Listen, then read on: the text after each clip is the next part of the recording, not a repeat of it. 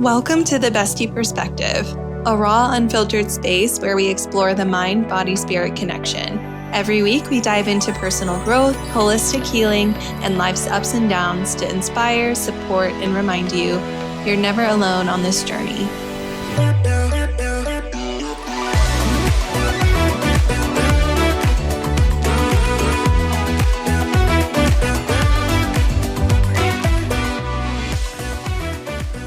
Hey besties, it's Hannah, and I'm here today with Lauren and Eileen for an episode I'm so excited about because this topic is deeply personal to me. I've seen firsthand how powerful it can be both in my life and the lives of my clients, and I really hope it serves you wherever you're tuning in from today. We're diving into nervous system health, and here's a little bit of what you can expect for today. The majority of the episode will be a lot of storytelling, awareness, and education. And I've even created a casual self-check-in for you guys to help assess where you're at with your own nervous system health. And then towards the end of the episode, we'll also share some of our favorite tools to chill out. I think I'm so passionate about this topic because I know so many people who are constantly busy, overwhelmed, stuck in survival mode, and just struggling to feel truly happy or fulfilled. So if there's one thing I want you to take away from this conversation, it's this. There's real magic in learning how to slow down and step back even when life feels like it's going 100 miles an hour. Because it's from that slower place that we can reconnect with what we truly want, what truly matters, and move forward with more clarity, peace, and purpose. You know, the good stuff. You want to connect to the stuff that makes life feel like it's worth living. So before we jump in, just in case there are any listeners who haven't heard much about nervous system regulation, let's start there. I wanted to ask you girls, before you ever learned anything about it, what did you think nervous system regulation meant? I think when I heard the term nervous system regulation, I thought it meant like forming a habit or getting yourself so used to something that your nervous system was ingrained in your nervous system, and it was just a habit now. Yeah, I think that was my made up understanding. Yeah, that totally makes sense. What about you, Lauren? I think at first I didn't have like a super clear idea of what it meant. Like I think I assumed it was like something super medical or technical or like maybe related to like brain heart stuff, right? Because it's like nervous system regulation. But like it felt like something that I didn't have control over or like couldn't influence. Yeah, good point. Yeah, I think it was just like, wait, this sounds really complicated. Like, this is probably just something in a textbook that I can't do anything about. That's so funny because for me, my brain went immediately into nursing mode. So it kind of went medical too. Like I was thinking, okay, nervous system, let me run through all the parts. Right. And like, you know, I'm pulling back from those files because I still feel like I have some of those textbooks burned in my brain. Yes. But even just in reflecting on that, I think the word that really stuck with me was balance. Because our nervous system, when it's regulated, we're able to move between different states with more ease. And it's that core concept of homeostasis, right? So that was just the tipping point, like the start of my interest. It got me thinking for a really long time. Like we were never really taught how to feel safe in our own bodies or how to embrace the balance in the nervous system, especially in our world that moves so fast. And a lot of us grew up learning to ignore our basic needs, to push through our emotions, to perform under pressure, to blend in, to numb out, all just to get through the day and to try to fit in and, you know, keep up with everybody else. So this is something that happened to me too. So don't feel alone out there. And when I started reflecting on that, I wasn't really surprised when I thought back of times when I started to feel off or disconnected, anxious, depressed, and burned out because I was doing all of those things, pushing away my emotions, performing under pressure, you name it. And I also just wanted to be super clear in setting the stage for today that feeling this way, or like if you come to decide at the end of this episode that you feel like you're experiencing some sort of nervous system dysregulation, it doesn't mean that something is wrong with you. It doesn't automatically mean that you need to be medicated for life or that you're broken forever. And maybe medication is part of your path. And if so, that's okay. Because here's the truth. If you're in deep distress, struggling to function, feeling trapped in a toxic environment, or having suicidal thoughts, regulating your nervous system is not the star of the show at that point. Keeping yourself safe is. That might mean therapy is a part of your journey, medication, crisis support even, whatever it takes. But just remember that your diagnoses do not have to be life sentences. But it's so important for you to tend to your needs with compassion based on where you're at right now. Mm-hmm. And then when you're ready, nervous system regulation can still be a powerful companion to that deeper healing work.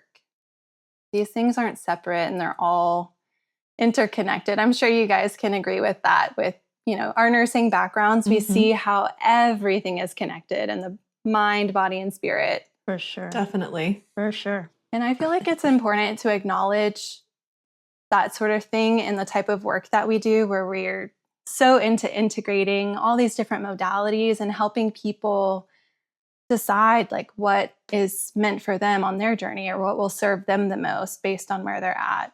So I think remembering that nothing is black and white or one size fits all, and rarely one thing is the solution because everything works together. Mm-hmm. I wanted to just lay that foundation for you guys navigating your own wellness journey right now so you can do it with more clarity, confidence, and self-compassion. And for the sake of today's episode, I invite you to get curious about your nervous system.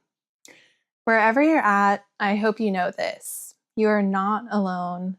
And if just making it through the day feels like a lot right now, you're not the only one feeling that way. Now, I want to set the stage and simplify some of the terms of the nervous system because you might be out in the wild and hear certain terms and be like, what the heck is that? So don't worry, I got your back. Your nursing besties have your back. The nervous system actually has two major branches. One branch is called the central nervous system, and the other is the autonomic nervous system. The central nervous system is responsible for being the body's sort of command center. So you can think of your brain as a CEO, and your spinal cord is like the secretary messenger who delivers all of the commands to the body. Whereas the autonomic nervous system is your body's autopilot, running behind the scenes all the time, doing the stuff you don't have to think about, like regulating your blood pressure, your heartbeat, your breathing, digestion, and all that good stuff. So I want to break down the autonomic nervous system even further into two main modes. You have parasympathetic, which is your rest and digest, and sympathetic, your fight, flight, freeze, and fawn. So parasympathetic is your healing state. This is your natural state where you feel calm, grounded, and safe. Your heart rate slows down, your digestion flows, and your body can rest and repair itself. And sympathetic is the complete opposite. This is when your body goes on, you're in survival mode, and it's like your body is pedal to the metal. Cortisol and other hormones spike, your heart races, your breathing gets shallow, and anything that's non-essential like digestion takes a backseat.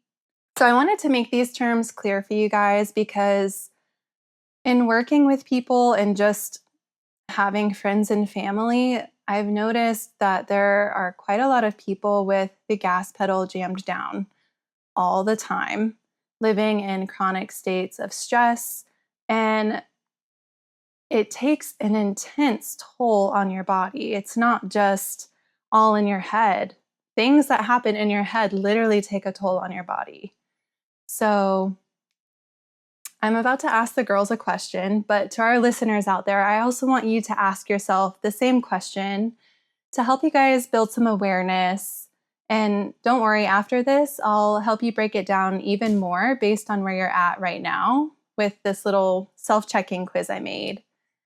So, ladies, can you think of a time in your life where you were under a lot of stress and looking back, you were probably experiencing some sort of nervous system dysregulation? And can you explain how it showed up for you? For me, I think it would definitely be hospital nursing. There was this stretch of time where I was juggling way too much, working full time, trying to be just on for everyone, not sleeping enough, constantly pushing myself. And at the time, fresh out of college, in the throw of things, I thought I was just being like productive and strong and just like doing what you were supposed to do as an adult. But little did I know my body was screaming. So I should have known, but I had like crying mental breakdowns almost daily. My digestion was all messed up. I was snapping at people I loved. I couldn't really fully relax, like even if I wasn't doing anything. Oftentimes I would just like finally pass out from exhaustion. There was no like trickle effect. It was like I was awake or I was passed out. And then I'd wake up and do it again, right? And my body just didn't feel like a safe place to be at that time. And I think this is what led me down the path to adrenal fatigue. And for those who don't know, adrenal fatigue is when chronic stress overworks the adrenal glands, leading to imbalanced cortisol levels and symptoms like fatigue and brain fog and low motivation and trouble coping, even when you've had enough sleep. So that was kind of like a side effect of having a dysregulated immune system for me. And then that was also something I had to work through. So that, I think finally when the adrenal fatigue hit, it was like hitting a brick wall because finally there was this exhaustion I couldn't push through. So that's like, I think when the light finally clicked that, okay, like slow down, what's going on here? Wow. I remember during that time what our friendship was like. We would just like be in each other's company, like just chilling. Like that's all we could both literally do because I was going through similar stuff at the same time. Yeah. I mean, like, I'm so glad that we had each other, but it's like wild, I think, to look at, like, because we've all been friends for a long time, to like look over the different stages we've been at and what we've experienced to see like, wow, like we'd still hang out, but like, wow, the hangouts were so different, like you said, then compared to now, And for my experience of your time in that as well was, it was like, I gotta help you through it. I know there were a lot of like coaching conversations, if you will. And it was very much, I remember you feeling like you should be able to take all this on. It was very much like beating yourself up of like, why is my body malfunctioning? Why am I like not able to do this? I see all these other coworkers in the hospital and they're fine. And it was, I was like, what's wrong with me? Am I broken? Exactly. Yeah. And so I remember you found grounding in that, in hearing that like, no girl, that was me too. Like I was there and I got out of it and we're going to get you through this. I remember it was very much the same kind of feelings for me too of like, oh, I need to be able to tough it out. And that was false. Yeah, absolutely. And Eileen, tell us a little bit about your time. All right, my turn. So I'll go even earlier in my life. I remember when my parents were going through their divorce. I was from 16 to 18. And so high school and college years, I was dealing with a lot of anxiety. So how it manifested with me, just disruption in the home, arguments and tension and just, having a feeling of instability there. I totally can see how my nervous system was dysregulated. Like you just dealt with it, powered through, or you had to just suffer. Like the home is supposed to be a safe haven for a lot of people. You know, it's your place to go ground, it's your base. And when, you know, you have something in your family going on that eliminates that haven for you, yeah, where do you go? What do you do? Especially as a teenager, if you don't have a car, you know, a child. So it showed up for me as anxiety and panic attacks. And I will even say I had to have been maybe 20 or so, or around there, early 20s, if not 20 years old. What freaked me out was actually being able to work and talk to someone and feel the panic attack inside, and yet to the outside look completely normal. Wow. That actually told me I wasn't okay. Like having the panic attack, I think, was normal for me. So I was just like, oh, you know, I'm feeling all this anxiety. Let me just, it'll blow over, because it always does. But when I was just like numb, but experiencing it at the same time, I just felt it was such a disconnection from my body. Like one part of me was doing something because I was at work, I had to do it. And then the other part of me was just reacting to whatever thoughts and emotions I was experiencing. It was wild, it was freaky. And at that point, I was like, all right, I need some help. So at that point, I did end up, I think, seeing a college counselor. Yeah. So Wow. that was my not so. You sounded like Hannah Montana living two different worlds over there. You have like the outside life and the inside life.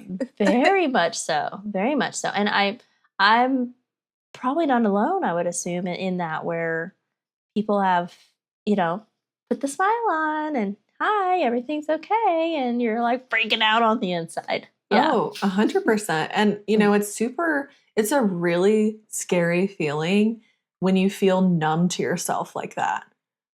And so I can only imagine like that moment for you of like realizing, like when you realize like, oh my gosh, I'm normal on the outside, but I'm literally freaking out on the inside. I mean, and and I think what surprises me about this kind of stuff is it feels like there's a saying about like a frog in a pot of hot water, kind of like if you put them in the pot from the beginning, they won't realize they're boiling.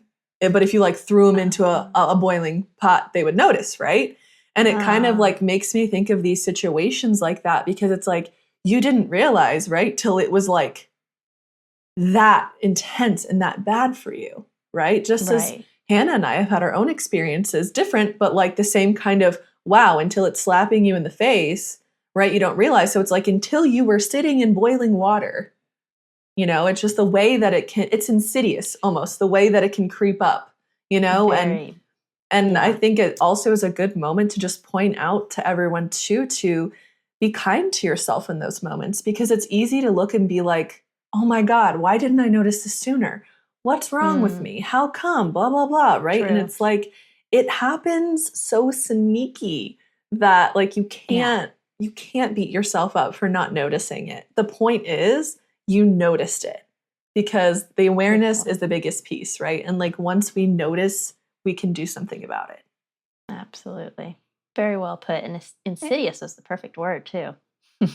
Thanks. Amen, Lauren. And the other piece I was reflecting on with your story too, Eileen, was like the importance and the role of environment and how that affects your nervous system. Yeah. Like you touched on how you're supposed to feel safe and at peace at home, but you were probably wondering when the next argument was about to happen, or like if someone was going to blow up at you for something that you didn't do because of what was going on at the time with your family dynamics. Absolutely. And who knows what else, you know, you couldn't just sit on the couch in peace. You were probably like hiding up in your room. And what's funny is So- that having to be hyper attuned so that you can gauge, because it was so volatile or so uncertain, can make the best empaths. So it's like sad that like I turned it into my superpower, if you will, because a lot of people that have gone through trauma will end up doing that. They have become hyper attuned to people. They can go into a room, and sometimes I'll be with my friends, or I'll be with, even in the past with my husband, if we went to a dance event, and I'll be like, did you notice so and so and them? They were awkward. Something's up. I think they're fighting. He'd be like, no, what are you talking about? Or I just noted, you start to become so aware for safety reasons. So it's, a sad history, but it also goes to show you can make it your superpower. I think that story is so relatable. Thank you guys for sharing that. Yeah. And for me, I guess nervous system regulation looked like also being a full-time nurse during a global pandemic, so just a tiny bit of stress. And just to keep things kind of short there, me and Lauren pretty much shared the exact same symptoms. I didn't get quite to adrenal fatigue, but it looked really similar to her story as well. And even in nursing school, I developed hormonal acne as well. We both did, actually. And looking back now, I didn't feel like I was stressed. Maybe I was in denial or something, but it happened at the same time as everything else going wrong. But anytime someone asked me if I was stressed, I was like, I don't feel stressed. And I think that's where like the awareness part comes in. I think I was just so used to being dysregulated that I didn't even freaking know that I was putting my body in a state of stress.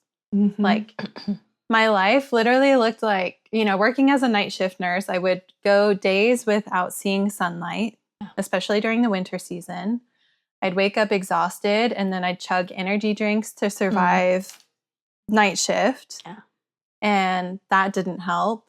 And I also took an ADHD stimulant there for a little while. I eventually stopped because I was getting even less sleep because of that. I don't know what was going on, but on the nights or the days that I didn't take it, I would sleep a little bit better. So I was like, all right, this thing's got to go. I need my sleep back. Yeah. So needless to say, that did not end too well because I don't work at the bedside anymore. But it was definitely a wake-up call to my nervous system, and it had been in overdrive for way too long. Even my family and friends were like noticing a difference in who I was. So now that we've shared a little bit about our own experiences with nervous system dysregulation, let's take a moment to explore how this might be showing up in your life right now, or even in the lives of people you know. So I hope hearing our stories sparked some awareness for you, or at the very least reminded you that you're not alone. Because the truth is, nervous system dysregulation doesn't look the same for everyone. Of course it did for me and Lauren, because she's like my twin, but it can show up in so many different ways depending on your unique circumstances, your experiences, and how your body responds to the stress that you're facing. The key here is just simply recognizing the signs, even when they don't show up in the way you might expect, and developing your own awareness. So let's take a deeper look at what nervous system dysregulation can look like in the mind, body, and spirit, and see if anything resonates with you. This isn't an official diagnostic test or anything fancy. Honestly, it's just meant to help you get a quick pulse check and help build more clarity around where you are right now with your nervous system health. So just bring some curiosity as you build some awareness. And here's how it'll work, okay? I will read off 11 statements, and for each one, give yourself a quick score from 1 to 5, with 1 being never true for me, and 5 being like, oh, that's basically me every day. And feel free to pause after each statement to give yourself a moment to reflect on what your life has looked like recently. So grab a piece of paper or open your notes app, whatever feels easy to keep a tally, and let's go. So, first up, do you often feel exhausted or drained even after a full night's sleep or a restful day? Number 2, is it hard for you to truly relax even when there's nothing urgent happening? Number 3, do simple tasks or decisions like answering a text or choosing dinner feel unexpectedly overwhelming sometimes? Number 4, do you feel irritable, edgy, or anxious most of the time, even when nothing quote unquote bad is happening? Number 5, do you distract yourself from things by staying overly busy, scrolling on your phone, binge watching TV, or mindlessly eating? Number 6, do you often notice physical tension like tight shoulders, jaw clenching, headaches, or ongoing stomach discomfort like bloating, nausea, IBS, or other issues? Number 7, do you often have extreme energy swings, like feeling either super wired and anxious, or like you're buzzing inside, or you feel completely wiped out and drained with very few moments of steady calm in between? Number 8, have you noticed unusual changes in your periods or skin, like acne flare ups, in a way that feels connected to your stress levels? Number 9, do you find yourself caught in loops of overthinking, especially about things you can't control? Number 10, have activities, hobbies, or relationships that once brought you joy maybe now feel flat, dull, or like you're just checking the box? And number 11, are you struggling to access your creativity, inspiration, or trust your own inner guidance? So now you can pause if you need to and add up your points. And please remember, this is a no judgment zone. Just be honest and compassionate with yourself. So if you scored somewhere between 11 and 25, your nervous system might be pretty regulated right now, and that's amazing. So I invite you to reflect on what's working and celebrate that so you can leverage it more when you need it more. And if you're in the middle 26 to 40 range, you might notice some signs of mild dysregulation, and catching it now is going to make a huge difference in the long term, especially if you choose to act on it and try to make a difference. And if you are in the high range of 41 to 55, your nervous system is probably waving a giant flag saying, hey, can we please slow down? This is really fast. And there's no shame in that. It just means that your world is probably really intense right now. And that's a very human thing. So I invite you to ask yourself, what signs of dysregulation are popping up for me the most right now? And based on that, what's one thing that could help me feel better? And before I go on to any other subject, I would like to know y'all's take on what is possibly causing dysregulation. Like, what is something about the modern world, like work culture, social media, or anything else that you feel like is keeping people in a dysregulated state, maybe? So I do think work culture and social media, like I think technology can be very addictive, but my overall answer that I was going to go with to talk about with this question is actually nutrition. I really think that in our country specifically, we got to be doing better. I was listening recently, like studies, or it was a video or something that was talking about how I think they changed the nutrition in prison. And the amount of violence decreased, the just mood changes and everything, and people feeling better. I may be incorrect, and it wasn't a prison; it was another facility. But something about changing the diet, getting the nutrition that they were deficient in, getting whatever vitamins or minerals their body needed, really made all the difference. And that I think our country in general is depleted in a lot of things. A lot of people don't go to the doctor to even get checked. And sometimes holistic methods aren't affordable. So what is checked at a general doctor is maybe not even going to show what the issue is. So just if we look at the American diet and the nervous system regulation, I would be surprised if there was not a correlation.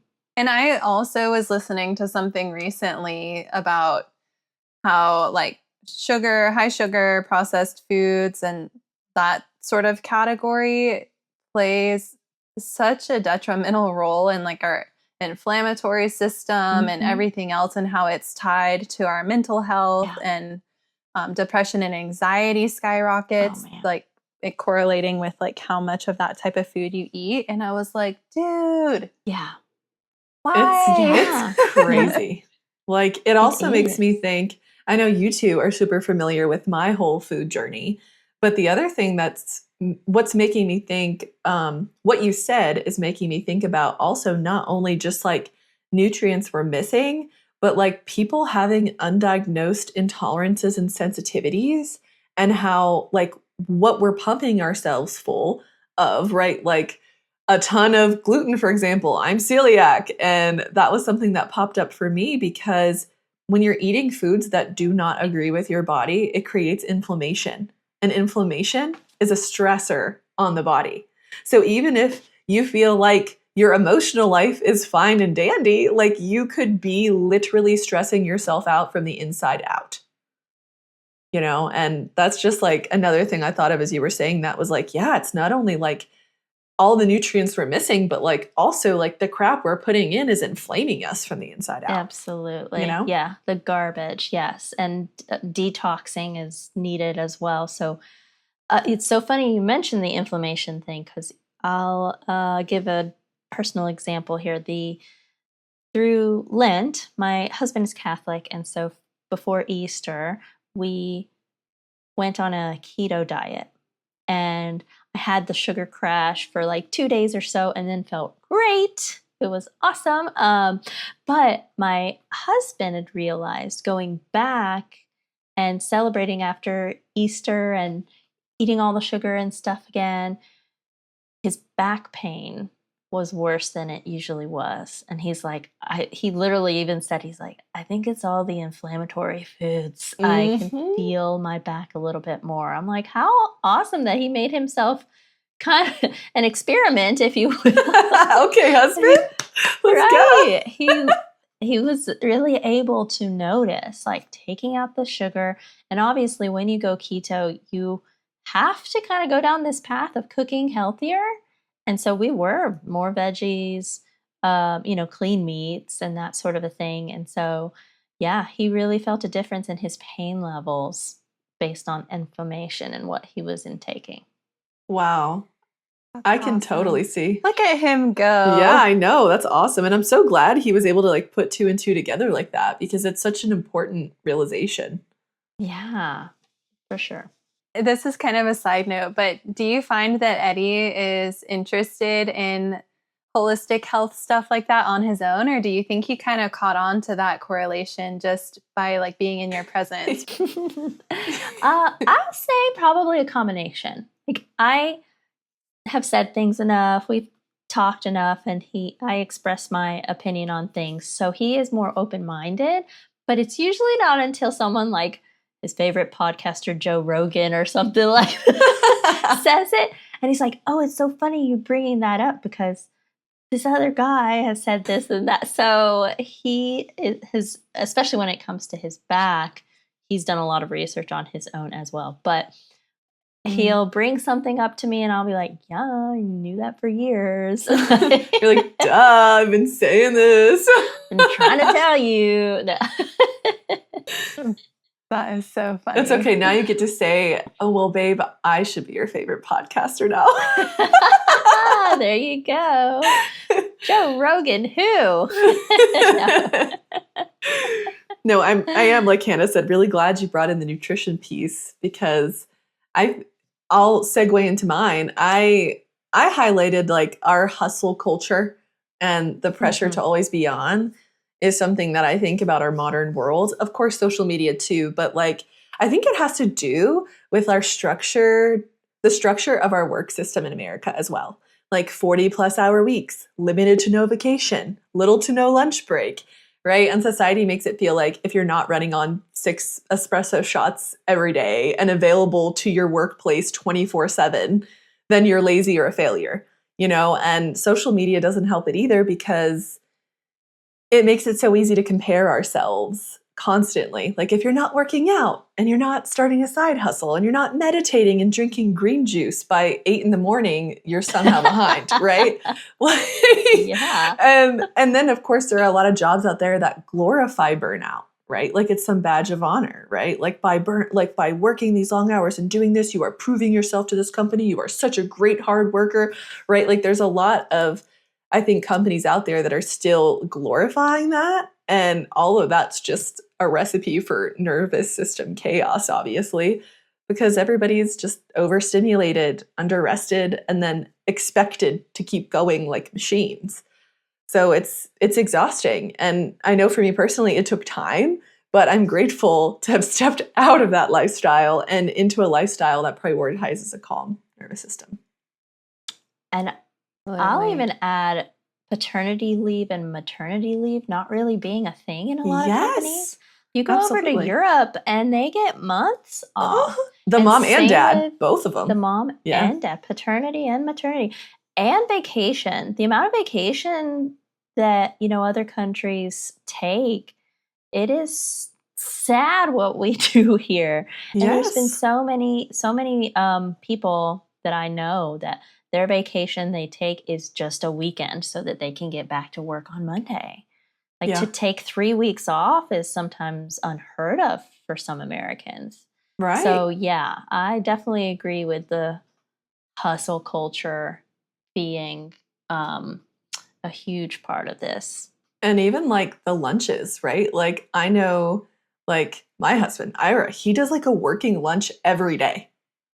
Like works through lunch. And that's just like normal for him, you know, where it's like, then you hear about people in like France and they take like 2.5 hour lunches and it's just the standard, right? And I'm like, yeah, we need to. Dominican Republic too. Yeah, guys, we got siesta. What do you mean? We need more siestas up in here.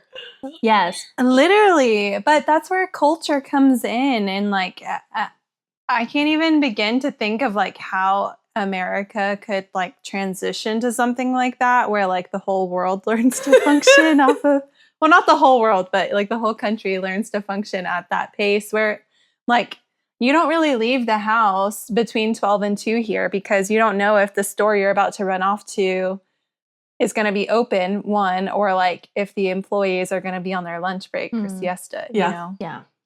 So everything just kind of like chills out for 2 hours and you'll see people like taking naps on their front porch with like their big old beer belly hanging out. Love it. But what some companies have realized is that this working so much doesn't increase productivity. And actually giving your employees breaks and a lot of vacation time and all of that, they are in turn happier and the productivity actually goes up. So it's not making sense to have this slavery mentality and culture.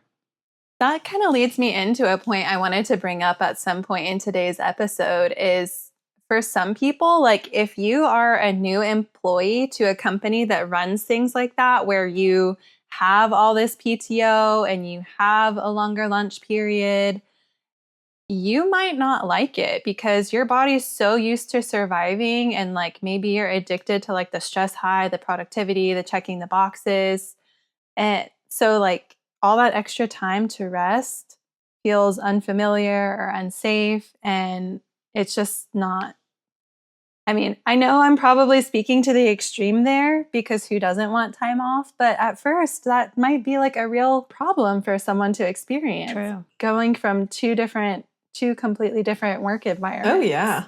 So anyways, I think the biggest thing around it, there's so many different topics. I mean, you can look at childhood stress or trauma, like what we talked about earlier, Eileen, and chronic adult stressors, just like the types of jobs that a lot of people have where they're expected to do a lot with little time off, and the whole hustle culture conditioning, and then social media. You're comparing your life to someone else's, and you're thinking, oh gosh, well, like we have this, like we're both nurses, or we're both, fill in the blank, whatever job, we're both a stay-at-home mom, but like, damn, like how are they doing all of that? I'm barely hanging on. Get in that comparison mode. So I think awareness with yourself is always going to be the most powerful first step, because from there we can decide, okay, which way forward is going to serve us the most, whether that be a bubble bath or going to therapy or whatever. But without awareness, we're at risk of just staying in the same cycle over and over again. So we've talked about all the ways that we feel unsafe in our bodies and our stories and the dysregulation. So how do we begin to feel safe in our bodies? Once we've identified that maybe our nervous system needs some TLC, and building awareness, just allowing yourself to build a relationship with your body and mind, slowing down to create that awareness, and giving yourself the space to even become aware of your thoughts, your emotions, your physical sensations, and, noticing the glimmers and little magical moments of your day. It doesn't have to be some 30-minute meditation that you do at 4 a.m. before you go to work. It can literally be you in the car, stuck in traffic for a minute and being like, why do I feel this way? Like just catching yourself. Like, oh, what was I just thinking? Why am I feeling that way? Oh. Like it's just these little moments that add up over time of you building awareness. And you can also use that time like that, if you're stuck in the car in traffic, to track body cues like, where am I holding a lot of tension after work today? Is it up in my shoulders? Is it my jaw? Do I have a headache? Am I really irritable? Am I hungry or hangry? You can also notice things like, notice patterns. Like, are you always getting sick after you experience something really stressful? Or is it the busy season of work every year that you conveniently get sick at the same time every year? Or maybe it's just in an inconvenient time where you feel so tired and drained or sick. I've heard so many stories of people getting sick when they're supposed to be enjoying vacation, because it's like their body just knows, like, I've been holding all this stress. It's like the mind and the body are saying, like, just hold on. We're almost on vacation. Wow. Wow. That's wild. And then get on vacation and then they fall sick. And they're like, oh, my body. It's like my body knew I needed to rest. Well, yeah. It's honestly brings me into the episode on manifestation a bit too. I think we forget that the body is still of the 3D. It is a physical manifestation. It's not like who we are. And so the nervous system is a part of that.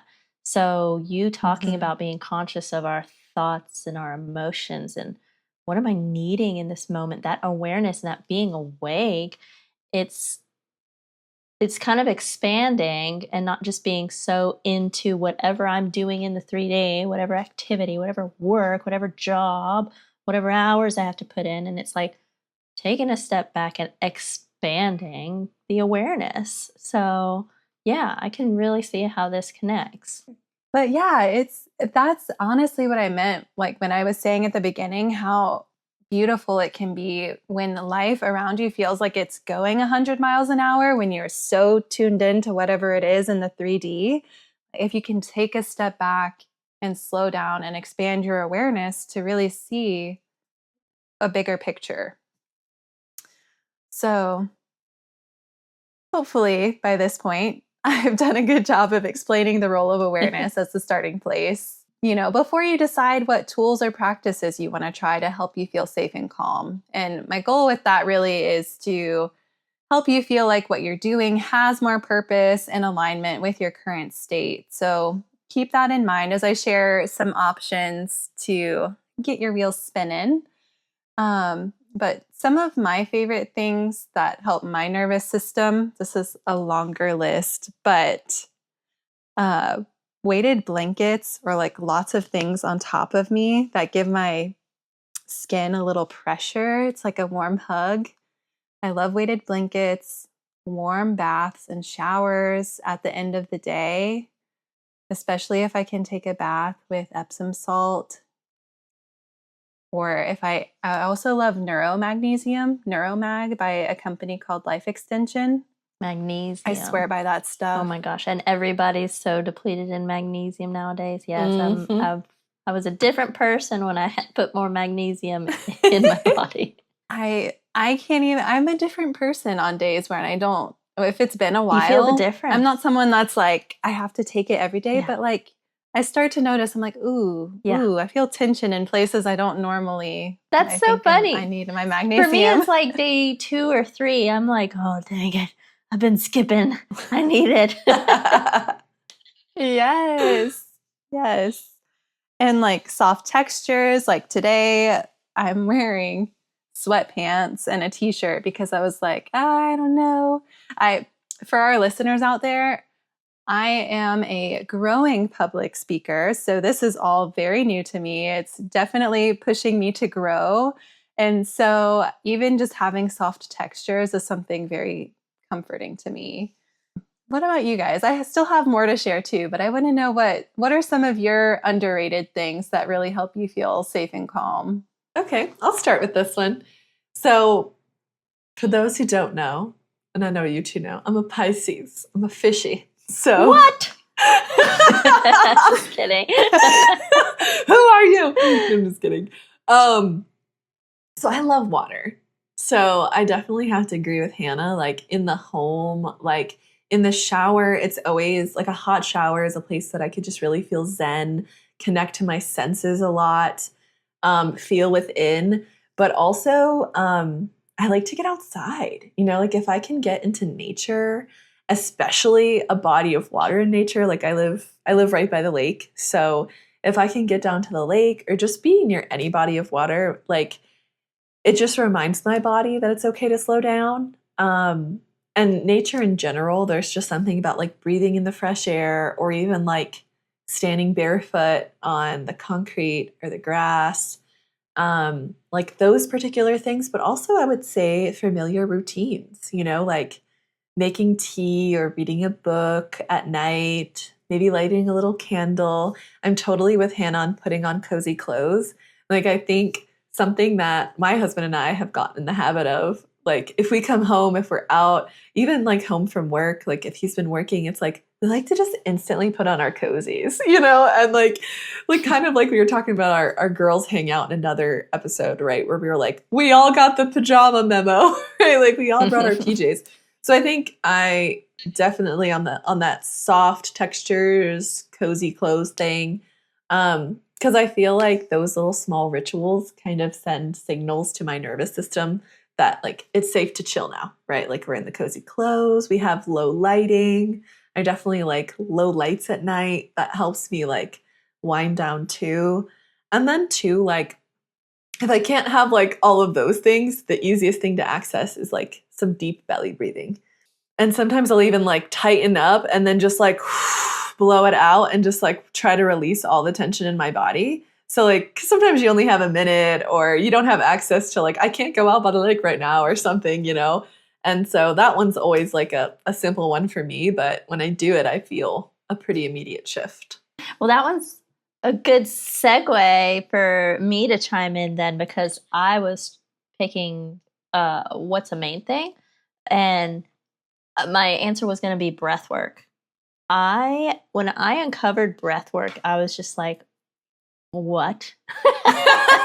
So, and because there's so many different ways to do it, so many kinds, types, and different, now there's so many names that people are calling it. Oh, do you do, boxed breathing? Do you do this or that? And so it's just, you always have access to your breath. I love that you can do it anywhere. If you need to slow it down, if you need to just like, the chaos is all happening around you, you feel like your world is crumbling, you can come back to your breath. And I eventually uncovered Wim Hof, who some people might know as the Iceman. He's the Dutch motivational speaker. He's a bit of an extremist. He was a world record holder and all that, and he's a kooky guy, but he's amazing. He's kind of like made a big foundation for anyone who wants to try breath work. If you go on YouTube and just do one of his like beginner videos, it's really interesting. What I will say my favorite is I'll like put on music and I will only breathe in and out through my mouth, purposefully trying to get my body into that fight or flight, because it ends up having release, like getting myself into that space. It sometimes can get to an uncomfortable place, but when you push past it, sometimes you have the most amazing revelations, and you can even feel a bit of a high with just oxygen, getting high off that O2. I love that kind of breathing. Yeah, it's been a game changer for me, and it really it releases whatever is really stuck in your physical body. I can attest to that. I know Lauren has also heard me. So sorry, Lauren, I sound like a broken record to you, but that type of breath work has changed the way I interact with the world around me, because I swear to you, I literally felt something come to me and like give me a hug, and like, but came with a feeling. Like I felt it from outside of me first come in, and it felt like, why would you even question you're enough? Like, you are love. You are so loved. And it just, I'm focused on my breath. Like, I'm not focused on anything else. And like that came in, I was like, holy shit. And then when I finish you can feel like every single cell, every single drop of blood, like moving everywhere in your body. It's the most, anyways. It's an amazing reset. Yes. But that's how we ended my integrative energetic medicine program. In becoming a practitioner, you have a level 1 and level 2. The end of level 1, we all did a breathwork kind of ceremony, and it literally felt like a spiritual initiation. It was just like they turned something on for me and awakened, like you said, every single cell, every drop of blood in the body. Yeah. That's a great way to put it. I love the description, really. Like, I can feel the description as you're saying it, I mean, if you start talking to people who have done this sort of breath work, you will hear stories, and your interest will be piqued. Yeah. Like, I have a friend who, in that same group session where I had that feeling come over me, she had a vision of an angel like standing over her head, and she opened her eyes, and it was one of the breath work instructors was like over her, and she had no idea. Like, our instructors and facilitators were like walking around very quietly, like in socks, just trying to comfort anyone that was having like a major emotional release or anything like that. So she was just like, I see an angel. What the heck? And she like opened her eyes because she was like, I can't believe what I'm seeing, so real. And like, and then, it was a fun story. So I wanted to share that one too. Some of the visions, are wild, or you just get deep insights about yourself. I feel like, ladies, next time we're together, we need to do something like that. We're about to let's get together and breathe, y'all. Yes. This will be maybe that's another episode idea. It's like debriefing the breathwork There we session. go. I like it. Sounds good to me. But you guys touched on pretty much everything. I also wanted to say, like, just even plain like laughter or crying, like put on a comedy or a sad movie if you like really need to release. You can also experience that through that type of breath work. Sometimes you'll feel that laughter or crying release. You can dance. One of my favorite ways is to just pet my Great Pyrenees.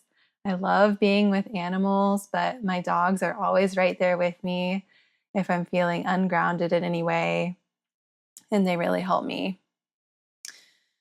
Other things that you can do that are more like lifestyle related are like putting your phone on Do Not Disturb. Right. And muting toxic group chats or like holding personal boundaries with people who you know put you into a state of like, ooh, I don't feel good around them. And like, just like you were saying, creating rituals, Lauren, that feel predictable and like our bodies enjoy habits. So like, even if it's just opening up the windows every morning, opening up the curtains to let in sunlight, that's a way that feels like safety to your nervous system. And then also eating nourishing foods and staying hydrated and adequate sleep. Survival 101 stuff. But I'm sure for a lot of you, this was just a reminder of how simple it can be to feel good and take care of yourself.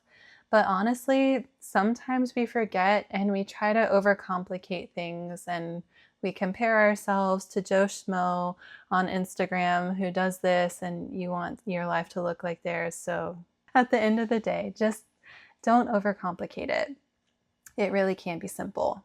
And to try to reel things in here, I just wanted to share, I think the biggest shift for me in this kind of work was realizing that rest isn't lazy, and it can actually be really cool, and you can learn new things about yourself.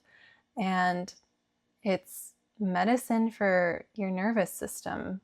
And it pays off big time because my nervous system health affects pretty much every area of my life and health, as it does everyone else. But it's also been a way of coming home to myself because it's been the foundation for connecting with my intuition, the foundation for rewiring my subconscious, and it's how I've rebuilt trust with my body and my mind.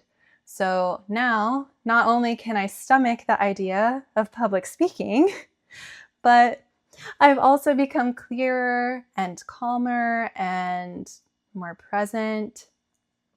And my energy feels more powerful too because I'm not spread in so many different places. It helps me feel safe enough to just be right where I'm at. And that's such a free and peaceful feeling that I hope everyone gets to experience for a lot of their life. So thank you all for joining in today.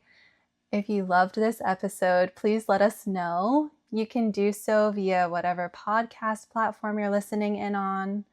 And if you know someone out there who would love this episode and loves to geek out over this stuff like we do, please send this their way because that really will help us grow and connect with the people who value the messages we share. And if you're interested in working together, you can find me on Instagram at nursecoach_Hannah or at the Bestie Perspective. Either way, you'll click the link tree and see a tab that says Connect with Hannah. So to officially wrap things up here, thank you everyone. Thank you Lauren and Eileen for coming along with me today in this episode. And you can join us again next week when Lauren helps guide us in finding freedom beyond workout routines in her episode about intuitive movement. And until next time, y'all, keep growing, keep glowing, and always, always trust in your own bestie perspective.